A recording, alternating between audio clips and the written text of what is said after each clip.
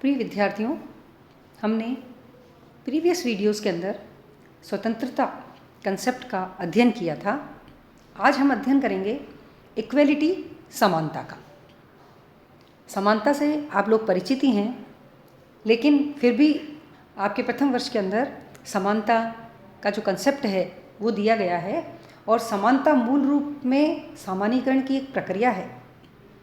इसलिए प्रथमतः समानता का जो अर्थ है वह किससे लिया जाता है? विशेषाधिकारों के अभाव से लिया जाता है, या फिर सभी व्यक्तियों को विकास करने के अवसर प्राप्त हों, इससे समानता का अर्थ लिया जाता है। हम समानता के अर्थ को जब देखते हैं तो समानता का तात्पर्य ऐसी परिस्थितियों के अस्तित्व से होता है जिनके कारण सब व्यक्तियों को व्यक्तित्व के विकास हेतु समान अवसर प्राप्त हो सके, समान मौके मिलें, और इस प्रकार उस असमानता का अंत हो सके जिसका मूल कारण सामाजिक विषमता है। समाज के अंदर जो भी विषमता है उनका अंत होना चाहिए, तभी समानता हमारे सामने रह सकेगी। देखिए, साधारणतः समानता का जो अर्थ लगाया जाता है कि मनुष्य जन्म से ही समान होते हैं, और इसी कारण सभी व्यक्तियों को व्यवहार और आय का समान अधिकार प्राप्त होना चाहिए।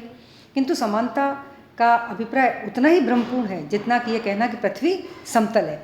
कैसे समान है हम नहीं बता सकते इस बारे में। तो प्रकृति के द्वारा भी सभी व्यक्तियों को समान शक्तियाँ प्रदान की गई हैं। मानवीय समाज में मोटे, पतले, लंबे, नाटे, छोटे, कुशाग्र, मंद सभी प्रकार के व्यक्ति मिलते हैं, और ये एक तरह से क्या है, प्राकृतिक असमानता का ही उदाहरण है। इसके अतिरिक्त इस प्रकार की असमानता की धारणा को समाज द्वारा अपनाया जाना अनुचित भी नहीं है, वरन असंभव भी है कि हम प्राकृतिक समानता को किस प्रकार से अपनाएं। और वर्तमान समय में हम समाज में जिस प्रकार की असमानता देखते हैं, उस असमानता के कारण क्या हैं कि इन दो प्रकार के कारण हैं उसमें। देखिए, तो एक प्रकार की असमानता तो वह है जिसका मूल व्यक्तियों में प्राकृतिक भेद है, कि प्रकृति से ही व्यक्तियों में मतलब बुद्धि, बल, प्रतिभा जो है उसका अंतर किया गया है, और इस अंतर के कारण ही जो है असमानता उत्पन्न होती है, और उसे हम क्या कहते हैं? प्राकृतिक असमानता कहते हैं। इस प्राकृतिक असमानता का निराकरण संभव और उचित नहीं है, क्योंकि प्रकृति ने जिसको जो चीज़ दी है उसको हम परिवर्तित नहीं कर सकते। दूसरी देखिए, समाज में विद्यमान दूसरे प्रकार की असमानता यह है कि जिसका मूल समाज द्वारा उत्पन्न की गई विषमताएं, समाज ने ही वह विषमताएं उत्पन्न की गई। अनेक बार क्या होता है कि बुद्धि, बल और प्रतिभा की दृष्टि से श्रेष्ठ होने पर भी जो गरीब व्यक्ति हैं, जो गरीब व्यक्ति के बच्चे हैं, उनके व्यक्तित्व का विकास नहीं हो पाता जैसा कि होना चाहिए, है ना। तो इस सामाजिक असमानता का मूल कारण क्या है? समाज के स्वयं के द्वारा उत्पन्न जो परिस्थितियां हैं, है ना, जो वैषम्य उन्होंने डाला है ना, जो शत्रुता एक तरह से उन्होंने पैदा की है, जिसके कारण सभी व्यक्तियों को व्यक्तित्व के विकास के समान अवसर प्राप्त नहीं होते। तो राजनीतिक विज्ञान की एक धारणा के रूप में समानता का जो तात्पर्य हम कहते हैं वो क्या कहते हैं कि राज्य के सभी व्यक्तियों को व्यक्तित्व के विकास के समान अवसर दिए जाने चाहिए, है ना। जैसा कि मैंने आपको लिखा भी है कि समानता का तात्पर्य ऐसी परिस्थितियों के अस्तित्व से होता है जिनके कारण सब व्यक्तियों को व्यक्तित्व के विकास हेतु समान अवसर प्राप्त हो सके, और इस प्रकार उस असमानता का अंत हो सके जिसका कारण क्या है? सामाजिक विषमता है। देखिए, लास्की ने इस अपने विचार समानता पर व्यक्त किए, और वह लिखते हैं इसके विचार व्यक्त करते हुए कि समानता मूल रूप से सामान्यीकरण की एक प्रक्रिया है। और प्रथम समानता का आशय क्या बताया उन्होंने? विशेषाधिकारों के अभाव। समानता का जो आशय क्या है? विशेषाधिकारों का अभाव है। और दूसरा आशय वो बताते हैं कि व्यक्तियों को विकास हेतु पर्याप्त अवसर मिलने चाहिए। तो समानता, एक तो विशेषाधिकार किसी को नहीं मिलना चाहिए तभी समानता होगी, और दूसरा कि सबको जो है विकास हेतु पर्याप्त अवसर प्राप्त होने चाहिए, ठीक है ना। देखिए, समानता को अगर हम देखते हैं तो हमको नजर आता है कि औपचारिक और वास्तविक दो प्रकार की समानता हमारे सामने है। औपचारिक समानता उस स्थिति का नाम है जिसमें एक देश के संविधान के द्वारा, संविधान होता है ना, उसके द्वारा सभी नागरिकों के लिए समानता की घोषणा कर दी जाए। जैसे भारत के संविधान के अंदर भी समानता का अधिकार दे रखा है, मौलिक अधिकारों के अंदर। लेकिन उस समानता की स्थिति को वास्तविक रूप से प्राप्त करने के लिए आवश्यक सार्थक प्रयत्न किए जाएं, और ऐसी स्थिति में नागरिकों की समानता संविधान के पृष्ठों पर ही रह जाती है, जीवन की वास्तविकता नहीं बन जाती। लिख तो दिया है, लेकिन क्या वास्तव में व्यक्ति को समानता प्राप्त है? यदि एक देश में जाति और धर्म के आधार पर बहुत अधिक भेदभाव की स्थिति है, तो आर्थिक क्षेत्र में बहुत ज़्यादा विषमताएं हैं। धनी व्यक्ति अपने धन के बलबूते पर क्या करता है? निर्धनों पर दबाव डालता है। तो ऐसी समानताएं जो है वो बेकार, केवल औपचारिक मात्र रह जाती हैं, वास्तविकता का रूप धारण नहीं कर सकती। वास्तविक समानता उस स्थिति का नाम है जिसमें देश के संविधान और कानूनों द्वारा न केवल समानता की घोषणा की जाए बल्कि व्यवहार में उन परिस्थितियों की भी व्यवस्था की जाए जिनके आधार पर नागरिकों को वास्तव में समानता का उपयोग किया जा सके। स्वास्थ्य नहीं, ये क्या है? वास्तविक समानता। तो वास्तविक समानता क्या है कि केवल कानूनों में लिख के ही नहीं देनी है बल्कि व्यवहार में भी उसको लागू करनी है, और जिसके आधार पर क्या है कि व्यक्ति समानता का उपयोग कर सके, है ना। अब हम देखते हैं कि वास्तविक समानता की जो प्राप्ति है उसके लिए क्या क्या परिस्थितियाँ होनी चाहिए, है। समानता की देखिए मात्र औपचारिक नहीं रह जाए, वरन एक वास्तविक स्थिति को प्राप्त कर सके, इसके लिए कहा है कि स्वतंत्रता और समानता की संतुलित धारणा को अपनाना चाहिए। क्या मतलब हुआ उसका? कि कुछ व्यक्ति स्वतंत्रता का आशय सभी बातों के संबंध में अपनी इच्छा के अनुसार कार्य करने की शक्ति से लेते हैं, और समानता का क्या अर्थ लगाते हैं कि सभी व्यक्तियों की पूर्ण समानता, विशेषतः सभी व्यक्तियों के लिए एक समान वेतन से लेते हैं, कि समान कार्य के लिए समान वेतन, केवल उनके लिए यही समानता है। वस्तुतः स्वतंत्रता और समानता के जो हैं ये क्या एक तरह से भ्रामक हो जाते हैं। हम सोचते हैं समानता है या स्वतंत्रता है। तो यदि हम वास्तविक समानता चाहते हैं तो हमें स्वतंत्रता और समानता को क्या करना पड़ेगा? संतुलित अर्थों में ग्रहण करना होगा। स्वतंत्रता और समानता दोनों का ही उद्देश्य मानवीय व्यक्तित्व का उच्चतम विकास करना होता है ना। स्वतंत्रता जीवन की कौन सी अवस्था है जिसमें व्यक्ति पर न्यूनतम प्रतिबंध हो, जिसमें विशेषाधिकार न हो, है ना, व्यक्ति को अधिकतम सुविधाएं प्राप्त की जा सके। तो इस प्रकार समानता की ही सही रूप में परिभाषा क्या हो सकती है कि समानता जो है उसका अर्थ ये हो सकता है कि परिस्थितियों के अस्तित्व से, जिसके अंतर्गत क्या होगा, कैसी परिस्थितियाँ, कि सभी व्यक्तियों को व्यक्तित्व के विकास के लिए अवसर प्राप्त हो और असमानता का अंत हो, तभी जो है वह समानता प्राप्त हो सकेगी। फिर कहा इन्होंने विशेषाधिकारों का अभाव, विशेषाधिकारों का भाव नहीं अभाव। आज हम जो असमान, आप ये देखिए, जिस समाज में धर्म, जाति या जन्म के आधार पर किन्हीं व्यक्तियों को बहुत ज़्यादा अधिकार प्राप्त हैं, है ना, उस समाज में कभी भी वास्तविक समानता हमको प्राप्त नहीं हो सकती। वास्तविक समानता की प्राप्ति के लिए विशेषाधिकारों के अभाव की स्थिति बहुत ही जरूरी है। तीसरी बात क्या कहा है कि व्यक्तित्व के विकास के लिए समान अवसर, है ना, मिलने चाहिए। कि आज हम जो असमानताएं देखते हैं मूल रूप से उसमें दो कारण हैं।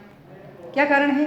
एक तो वही कि बुद्धि, बल और प्रतिभा का प्राकृतिक केंद्र भेद है ना। लेकिन अधिकांश उदाहरणों में हम क्या देखते हैं कि दूसरे प्रकार के, देखिए प्रकृति ने तो जो व्यक्ति को दिया है बुद्धि, बल और प्रतिभा, ये तो प्रकृति ने दिया है, लेकिन जिसका मूल समाज है, प्रकृति ने कोई विषमताएं पैदा नहीं करी। और प्रकृति ने जो विषमता है, किसी की आंख बड़ी है, किसी की नाक बड़ी है, किसी को सुंदर है, कोई कम सुंदर है, कोई अच्छा है, कोई बुरा है, कुछ भी जो प्राकृतिक चीज़ें दी हैं उसको हम नहीं बदल सकते हैं। लेकिन जो विषमताएं समाज ने पैदा करी हैं उन विषमताओं को तो हम बदल सकते हैं ना। जब हम व्यक्तित्व विकास के लिए समान अवसर की बात करते हैं तो उसमें यह बात भी निहित होती है कि राज्य के द्वारा निर्धन परिवारों के बच्चों को संपन्न परिवारों के बच्चों की तुलना में विकास के लिए अधिक सुविधाएं दी जानी चाहिए। तभी निर्धन परिवार के बच्चे कुलीन परिवार के जो बच्चे हैं उनकी बराबरी कर पाएंगे, उनसे प्रतियोगिता कर पाएंगे, है ना, और समान अवसरों की स्थिति उत्पन्न हो सकेगी। भारतीय संविधान में अनुसूचित जाति और जनजातियों के लिए इसके लिए जो आरक्षण दिया है वो इसी कारण से दिया है ना। और यह समानता का उल्लंघन नहीं है, वरन वास्तविक समानता की प्राप्ति के लिए क्या किया गया, एक प्रयत्न है। चौथी बात है पर्याप्त सीमा तक जाति और धर्मनिरपेक्ष समाज की वास्तविक समानता की प्राप्ति तभी संभव है जबकि सामाजिक जीवन में जन्म, धर्म, जाति और लिंग के आधार पर अधिक महत्व नहीं दिया जाए। और इसके लिए धर्मनिरपेक्ष राज्य की स्थापना पर्याप्त नहीं होती है। इससे आगे बढ़कर धर्म और जाति निरपेक्ष समाज की एक स्थापना के लिए प्रयत्न करने चाहिए कि हम धर्म और जाति की बात नहीं करेंगे, हमारा समाज ऐसा होगा। इसी बात की दृष्टि रखते हुए भारतीय संविधान में अनुच्छेद 17 द्वारा अस्पृश्यता के अंत की व्यवस्था की गई है। भेदभाव नहीं होना चाहिए, छुआछूत नहीं होना चाहिए, यह हमारे मौलिक अधिकारों में दिया है। पांचवी बात करते हैं हम अधिकतम संभव सीमा तक आर्थिक समानता की स्थापना। देखिए वास्तविक समानता की स्थापना के लिए हमने ऊपर ये जो बातें कही हैं, लेकिन सर्वाधिक आवश्यक बात निश्चित रूप से यह है कि अधिकाधिक संभव सीमा तक आर्थिक समानता की स्थापना की जाए। अर्थ और आर्थिक स्थिति सामाजिक जीवन का बहुत अधिक महत्वपूर्ण तत्व है, और जब तक आर्थिक क्षेत्र में समानता की स्थापना नहीं होगी, राजनीतिक और नागरिक समानताएं कैसी होंगी, बेकार हो जाएंगी, थोड़ी घोषणाएं हो जाएंगी, औपचारिकताएं हो जाएंगी। धनी व्यक्ति तो अपने धन के बुले पर अपना जो भी काम कर सकता है वो करता रहेगा, और निर्धन व्यक्ति जो है वो केवल एक चुनावी, गरीबी हटाओ, एक चुनावी नारा ही बनकर रह जाती है ना। तो इस प्रकार हम देखते हैं कि भाई आवश्यक परिस्थितियाँ कौन कौन सी होनी चाहिए। उसी के साथ है समानता के विविध रूप, कि समानता कितने प्रकार की है, जैसे प्राकृतिक समानता, सामाजिक समानता, नागरिक समानता, राजनीतिक समानता और आर्थिक समानता। प्राकृतिक समानता हम किसे कहते हैं कि प्राकृतिक समानता के प्रतिपादक इस बात पर बल देते हैं कि प्रकृति ने मनुष्य को समान बनाया है, सभी मनुष्य आधार रूप से बराबर हैं, है ना। और वर्तमान समय में प्राकृतिक समानता की इस धारणा को अमान्य किया जा चुका है और इसे कोरी कल्पना, जैसे सामाजिक समझौते के सिद्धांत के प्रतिपादकों ने क्या कहा कि प्राकृतिक अवस्था में मनुष्यों की समानता का उल्लेख किया था सामाजिक समझौता ने कि किस प्रकार की उनकी प्रकृति होती है, लेकिन इसकी आलोचना की जाती है कि ये कोरी कल्पना है। प्राकृतिक संपन्न समानता, योग्यता, सृजनात्मक शक्ति, समाज की सेवा और भावना, है ना, सबसे अधिक कल्पना शक्ति में एक दूसरे के मतलब मनुष्य एक दूसरे से बहुत ज़्यादा भिन्नता रखता है, भले ही प्रकृति ने उनको कई चीज़ों में समान बनाया है। दूसरी सामाजिक समानता, इसका क्या अर्थ है कि समाज के विशेषाधिकारों का अंत होना चाहिए। कोई भी व्यक्ति समाज के लिए विशेष नहीं है, समाज को व्यक्ति होने के नाते महत्व दिया जाना चाहिए और जाति, धर्म और लिंग के आधार पर कोई भेद नहीं किया जाना चाहिए और सामाजिक दृष्टिकोण से सभी व्यक्ति समान होने चाहिए, उन्हें सामाजिक उत्थान के समान अवसर भी प्राप्त होने चाहिए। फिर है नागरिक समानता कि नागरिक समानता से क्या अभिप्राय है। एक तो ये कह सकते हैं हम कि राज्य के कानूनों की दृष्टि से सभी व्यक्ति समान होने चाहिए और राज्य के कानूनों द्वारा दंड या सुविधा प्रदान करने के लिए व्यक्ति व्यक्ति में कोई भेद नहीं होना चाहिए। इसके अतिरिक्त हम क्या कह सकते हैं कि व्यक्ति को नागरिकता के अवसर अर्थात नागरिक अधिकार एवं स्वतंत्रताएं समान रूप से प्राप्त होनी चाहिए। तो ये कहा जा सकता है कि सभी व्यक्तियों को कानून का समान संरक्षण प्राप्त होना चाहिए, तभी नागरिक समानता हो सकती है। फिर है राजनीतिक समानता कि वर्तमान समय में राजनीतिक समानता पर बहुत अधिक बल दिया जाता है ना। इसका क्या अभिप्राय है कि व्यक्ति को समान राजनीतिक अधिकार का अवसर प्राप्त होना चाहिए, परंतु इस संबंध में जैसे पागल, नाबालिग, गोर, अपराधी व्यक्ति अपवाद कहे जा सकते हैं क्योंकि इनके द्वारा अपने मत का प्रयोग नहीं किया जा सकता। तो राजनीतिक समानता क्या है कि राजनीतिक अधिकार प्रदान करना, रंग, जाति, धर्म के आधार पर कोई भेदभाव नहीं करना और सभी व्यक्तियों को राजनीतिक अवसर समान रूप से देना, जैसे वयस्क नागरिकों को मत देने का अधिकार है। पांचवा है आर्थिक समानता कि देखिए इस विचार को लगभग सभी पक्षों द्वारा स्वीकार किया गया है कि मानव जीवन में आर्थिक समानता का सबसे अधिक महत्व है। आर्थिक समानता के अभाव में राजनीतिक एवं नागरिक समानता का कोई मूल्य नहीं है। आर्थिक समानता का क्या अर्थ है कि मनुष्यों की आय बहुत अधिक मतलब उनकी आय में असमानता बहुत ज़्यादा नहीं होनी चाहिए, उनकी आय में इतना अधिक अंतर नहीं होना चाहिए कि एक व्यक्ति अपने धन के बल पर दूसरों का अधिकार और उसका जीवन ही छीन ले। जब तक सभी व्यक्तियों की अनिवार्य आवश्यकताएं संतुष्ट नहीं हो जाती उस समय तक समाज में किन्हीं भी व्यक्तियों को आरामदायक विलासिता के साधनों के उपभोग का अधिकार नहीं होना चाहिए और इस प्रकार आर्थिक समानता धन के उचित वितरण पर बल देती है। किसी के पास तो बहुत कुछ है और किसी के पास कुछ भी नहीं है, ऐसा नहीं होना चाहिए। देखिए स्वतंत्रता और समानता में क्या संबंध है। स्वतंत्रता और समानता के पारस्परिक संबंध के विषय में राजनीतिक शास्त्रों में बहुत मतभेद है। कुछ व्यक्तियों द्वारा स्वतंत्रता और समानता के लोक प्रचलित अर्थों के आधार पर इन्हें परस्पर विरोधी बताया गया है और स्वतंत्रता अपनी इच्छानुसार कार्य करने की शक्ति का नाम है, जबकि समानता का तात्पर्य क्या है, प्रत्येक प्रकार के सभी व्यक्तियों को समान समझना है। तो इन व्यक्तियों का विचार है कि यदि सभी व्यक्तियों को स्वतंत्रता प्रदान कर दी जाती है तो जीवन के परिणाम नितांत असमान होंगे और शक्ति के आधार पर सभी व्यक्तियों को समान कर दिया जाए तो यह समानता व्यक्तिगत स्वतंत्रता को क्या कर देती है, नष्ट कर देती है ना। तो केवल सामान्य व्यक्ति ही नहीं, जैसे लॉर्ड एक्टन और ये कहते हैं कि समानता की उत्कृष्ट अभिलाषा के कारण स्वतंत्रता की आशा ही व्यर्थ, ज़्यादा समान करने के चक्कर में हमारी स्वतंत्रता ही नष्ट हो जाती है ना। लेकिन फिर भी ये कहा गया है कि स्वतंत्रता और समानता की जिस रूप में वे कल्पना करते हैं ये लॉर्ड एक्टन है, वह रूप न तो समाज में कहीं प्राप्त है और न ही राजनीतिक विज्ञान में स्वतंत्रता और समानता को इस रूप में स्वीकार किया गया है। जैसा कि लॉस्की कह रहे हैं कि डी टॉकविले और लॉर्ड एक्टन के मस्तिष्क में स्वतंत्रता के प्रति उत्कृष्ट अभिलाषा होने के कारण ही उनके द्वारा स्वतंत्रता और समानता को क्या कर दिया, विरोधी समझा गया। किंतु ये गलत निष्कर्ष है, उनके द्वारा समानता का तात्पर्य गलत रूप से लेने के कारण ही ऐसा किया गया है ना। स्टालिन ने तो इसको मूर्खतापूर्ण बकवास कहा है। क्या कहते हैं स्टालिन? मूर्खतापूर्ण बकवास कहते हैं। तो राजनीति विज्ञान में स्वतंत्रता और समानता का जो तात्पर्य लिया जाता है उस अर्थ में स्वतंत्रता और समानता परस्पर विरोधी नहीं बल्कि एक दूसरे की पूरक है, क्योंकि हम किसको कहते हैं स्वतंत्रता कि जिसमें व्यक्ति के जीवन पर न्यूनतम प्रतिबंध हो, है ना, विशेषाधिकार नहीं हो और व्यक्ति को अपने विकास की सुविधाएं प्राप्त हो सके। और समानता हम किसे कहते हैं कि ऐसी परिस्थितियां जिसमें व्यक्ति के व्यक्तित्व का, उसमें भी यही है कि व्यक्ति के व्यक्तित्व के विकास के लिए उसको समान अवसर प्राप्त हो सके और असमानता का अंत हो।